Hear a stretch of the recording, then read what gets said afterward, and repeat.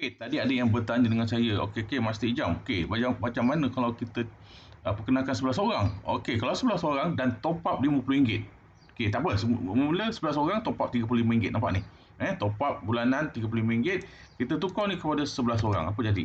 Okey, nampak? Dengan 11 orang tuan-tuan, potensi pendapatan anda adalah, ni bukan 12 bilion dah ni. So, kan, banyaklah ceritanya banyak. Okey, ceritanya banyak untuk anda naik ranking ambassador, senior ambassador, territory partner memang sangat-sangat senang, sangat mudah dan cepatlah, pantas.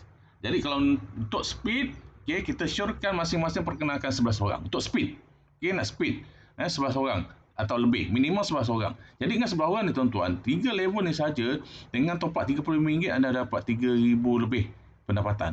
Okey. Dan bila anda naik kepada ambassador, dapat sampai 8 level kat sini tuan-tuan, dah 112 juta dah potensi. Okey, 112 juta. Okey, 112 juta.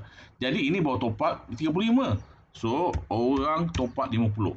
Okey, bila orang top up 50 nampak, apa berlaku adalah potensi pendapatan anda sebagai ambassador kat sini berapa? 160 juta tuan-tuan. Sebulan ni. Setiap bulan orang top up kan? Setiap orang guna telefon. Ada ke orang bulan ni guna telefon, bulan depan aku tak nak guna telefon lah, nak simpan lah, tak nak top up lah? Ada tak? Mana ada kan? Pelik lah, betul tak betul kan?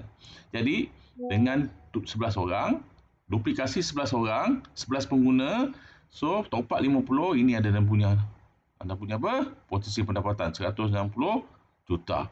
Okey, bila anda jadi senior ambassador, okey, sampai 13 level, nampak? Level 9 dah 1.1 bilion tuan-tuan. Okey, 1.1 bilion. Jadi potensi pendapatan di Eastern ni sangat luar biasa. Jadi rebut peluang ini. Okey, jumpa anda di Puncak Kejayaan. Assalamualaikum.